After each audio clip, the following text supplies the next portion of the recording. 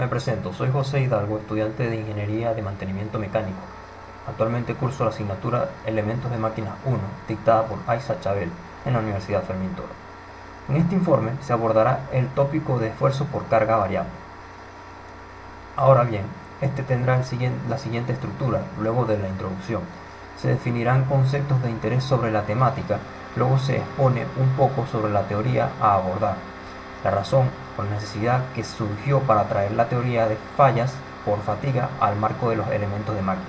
Aunado a eso, muestran las fórmulas necesarias, se propondrá la solución espacial del ejercicio propuesto y por último desarrollará la situación propuesta por el facilitador para que funcione como una herramienta para reforzar los conocimientos del tópico principal, quedando por último los comentarios y conclusiones del autor. Para esta actividad se debe esclarecer la definición y conceptos de algunos términos relacionados con el tema. Entre ellos se tienen los términos de cargas variables y fallas por fatiga. Ahora bien, con frecuencia existe una condición en la cual los esfuerzos varían o fluctúan entre ciertos niveles. Por ejemplo, una fibra particular en la superficie de un eje rotatorio que se somete a la acción de cargas friccionantes experimentando tensión y compresión por cada revolución del eje. Si este es una parte de un motor eléctrico que gira a 1725 revoluciones por minuto, la fibra se somete a un esfuerzo de tensión y compresión 1725 veces en cada minuto. Análogamente a lo propuesto por los autores del libro Shingle, se puede interpretar como las fuerzas o cargas variables que sufre un elemento mecánico cuando un material está sometido a fuerzas normales o cortantes en condiciones de trabajo de rotación. De este modo, se encuentra que los elementos de máquina han fallado bajo la acción de esfuerzos repetidos o fluctuantes. No obstante, el análisis más cuidadoso revela que los esfuerzos máximos reales estuvieron por debajo de la resistencia última del material y con mucha frecuencia incluso por debajo de la resistencia a la fluencia.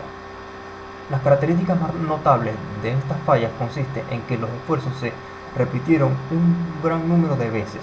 Por lo tanto, a la falla se le llama falla por fatiga. Análogamente y recurriendo a lo comentado en este texto, se entiende que a raíz de exhaustivos estudios y ensayos se determina que se puede modelar con estadísticas el comportamiento de determinados materiales bajo determinadas situaciones, pudiendo determinar una garantía para sus ciclos de vida.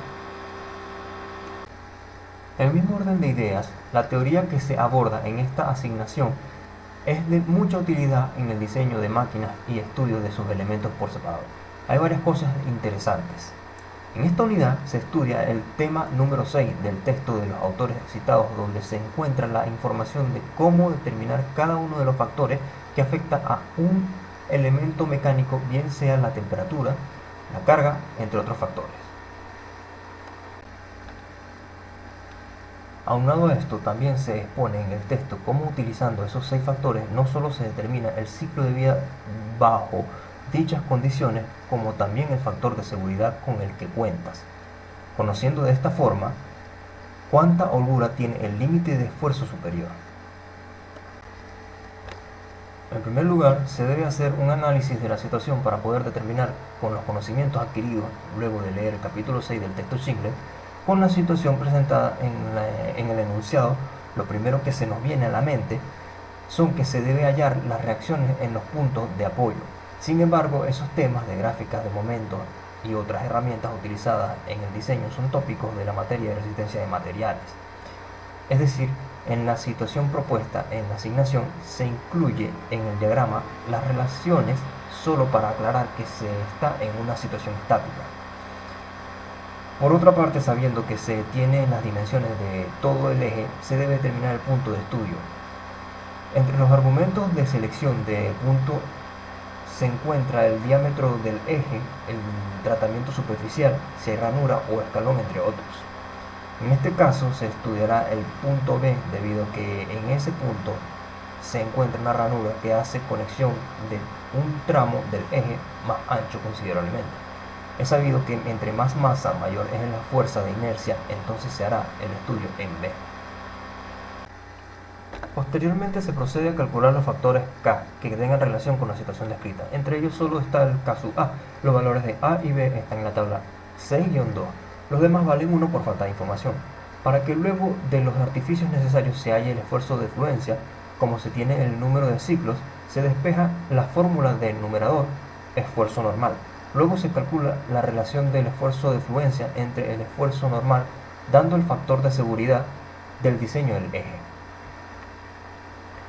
Con respecto a lo expuesto anteriormente, se contesta la interrogante de la situación descrita como se puede apreciar. El factor de seguridad es de 0,491. De esta manera se puede concluir que debido al material y al proceso de fabricación del eje para 350.000 revoluciones, se utiliza un factor muy cerca a 0,5 que evidencia que el eje no es un elemento de una máquina que no causa un riesgo muy grande en su entorno. Por ejemplo, un ascensor de diseño se diseña con factor de seguridad igual o mayor a 3. En conclusión, la ranura de 2,5 milímetros redujo a la mitad la vida del eje.